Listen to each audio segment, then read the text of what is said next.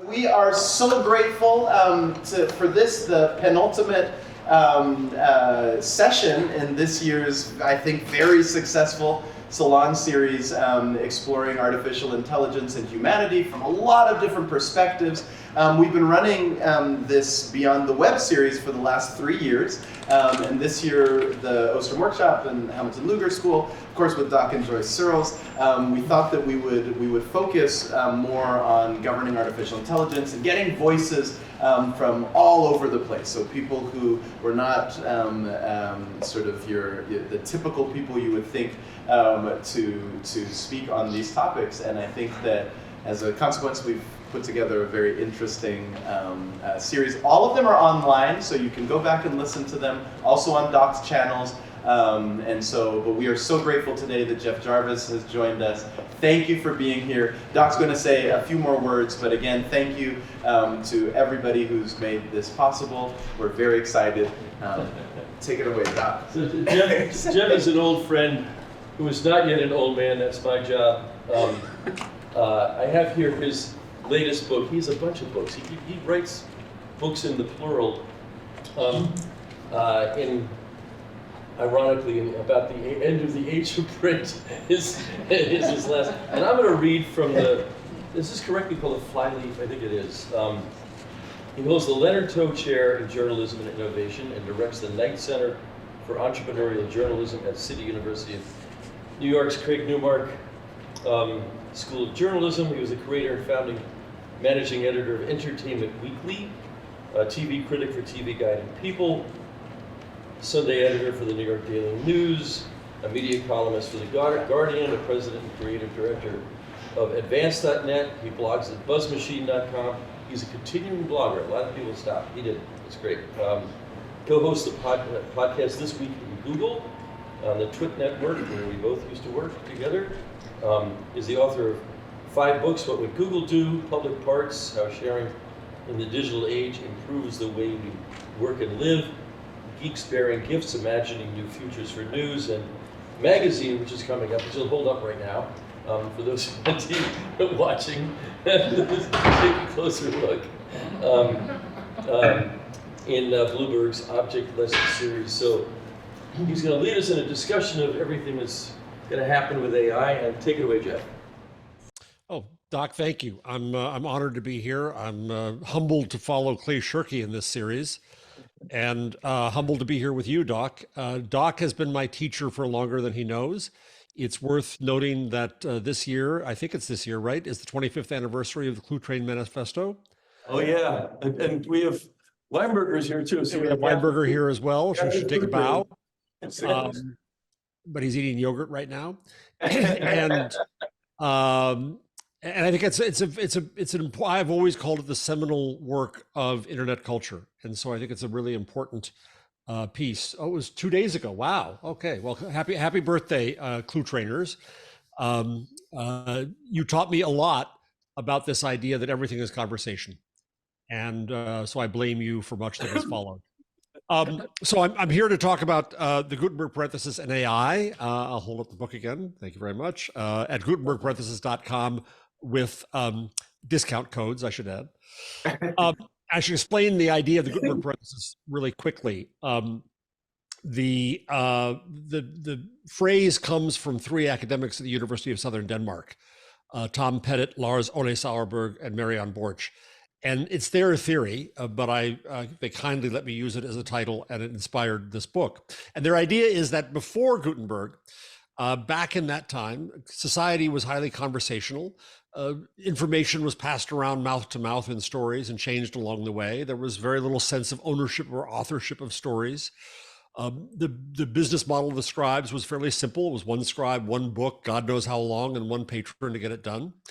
And then along comes Gutenberg, the Bible coming off the press about 1454, and much changes. And they argue that in that period, in the Gutenberg period, we start to look at things in a linear fashion. This is McLuhan saying that the line, this sentence is an example, is our organizing principle. We create with copyright a sense of a conversation as content and as property and as a tradable asset. The job of the industry is now to not so much to honor the ancients as the scribes did, but instead to honor the current expert, Frau, Doctor, Professor so and so, who wrote a book, and that dominated our culture and our lives for half a millennium and more.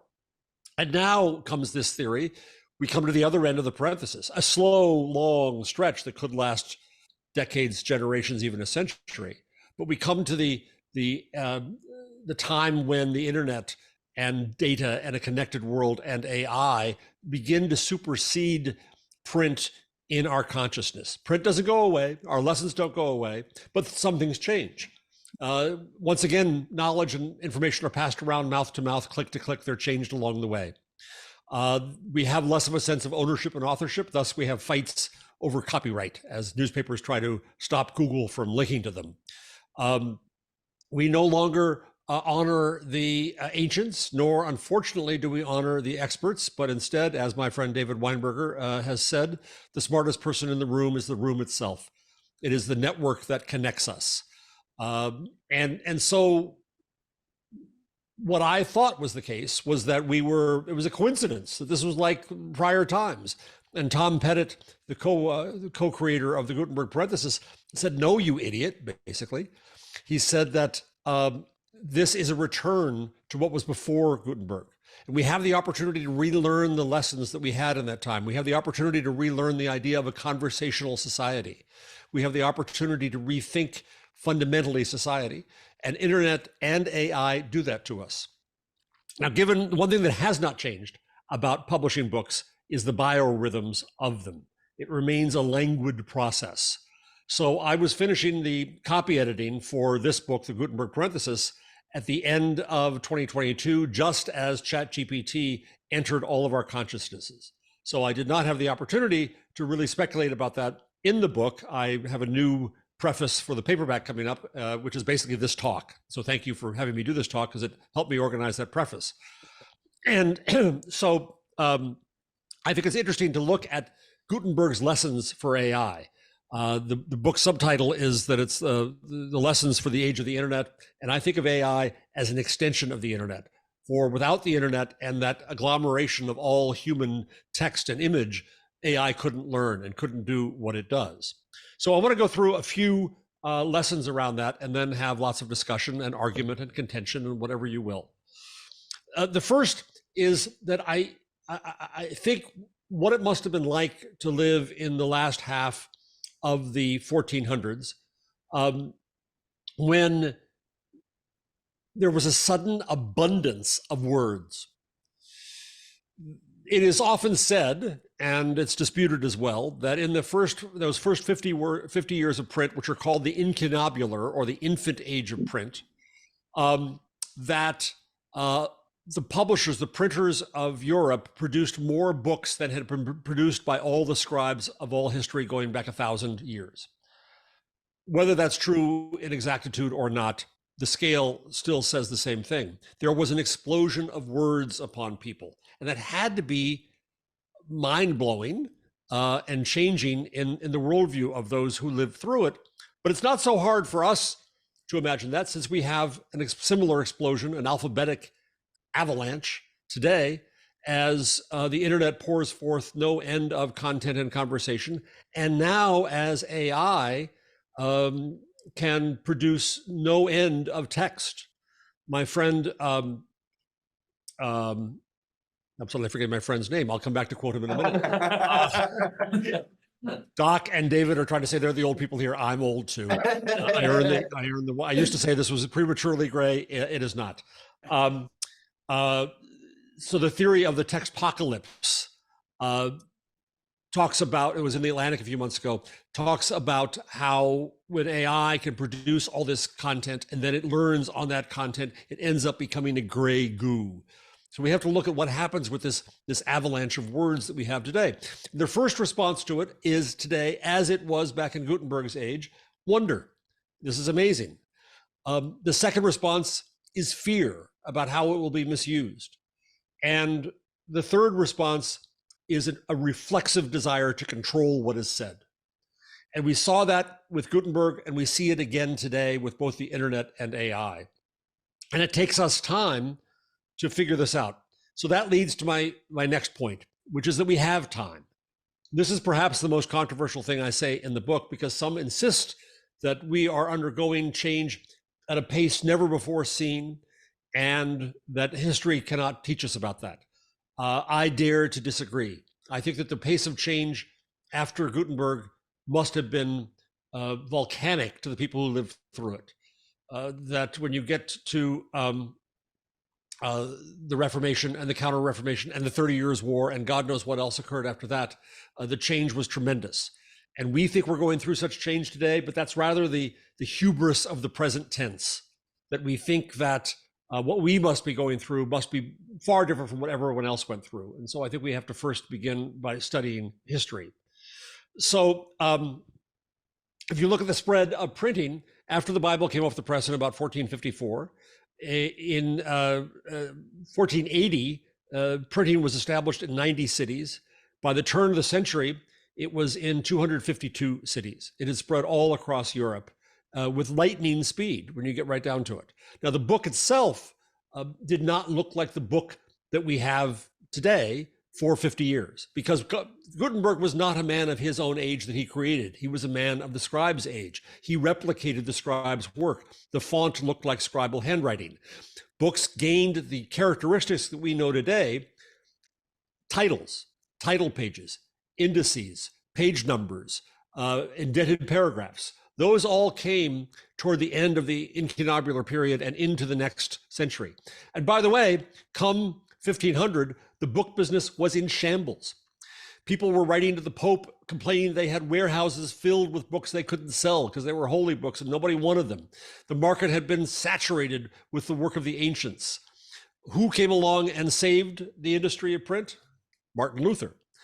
And that changed everything come 1517. And it's not so much that he hammered his theses on the church door, but instead that the groan of the press in Wittenberg turned out the theses. It's also important that he chose to publish, and he chose to publish in German, not in Latin. And that itself, Andrew Pettigrew, who's really the dean of book historians today, says was the most important decision that could have been made, because it created a public. It created languages and soon nations. So my argument is that we have time, and that we don't yet know what the internet is. We don't yet know what AI is. We don't yet know fully what we can do with it. We don't yet know what the dangers are either. And our creation is yet to begin. And it's important, I think, to realize that we didn't really see a huge spur of innovation with print until 150 years after the Bible. Around 1600, we had four amazing inventions. The invention of the modern novel with Cervantes, the invention of the essay with Montaigne, the invention of a market for printed plays with Shakespeare, and the invention of a newspaper. That all came a century and a half later.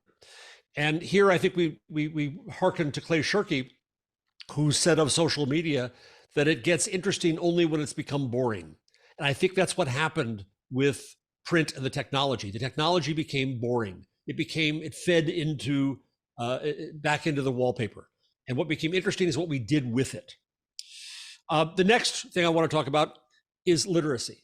And obviously print had huge implications for literacy. Books and education created demand for each other. Literacy spread around and obviously changed society, changed our sense of education, thus our sense of childhood. It also changed because of Luther's decision to publish in German and to create High German, in essence. It created the sense of an official language. Umberto Eco has this wonderful line that dialects are languages without armies and navies. And that when print started to standardize languages and group them together, it also grouped peoples together into nations. And these are some of the effects that print had. So humanism was much of the business of early print. Later comes, of course, the Enlightenment and the scientific revolution. Print did not cause these things, but without print, could they have occurred in the time that they did? And with it comes our whole idea today of media. So literacy is an incredibly important as it relates to print. And now I think it's really important in a fascinating new way, because now with AI, we witness the literate machine. We witness the machine that can listen to us and can speak to us in our languages. I have a second podcast I've started called AI Inside at aiinside.show. Always be plugging. And we interviewed an AI executive a few months ago, and he said that the most powerful programming language on earth today is English. And soon, one hopes, other languages as well. Jensen Huang, the head of NVIDIA, said about 2 weeks ago that colleges should stop training computer scientists, and that it is domain expertise that will matter in this new world of AI. And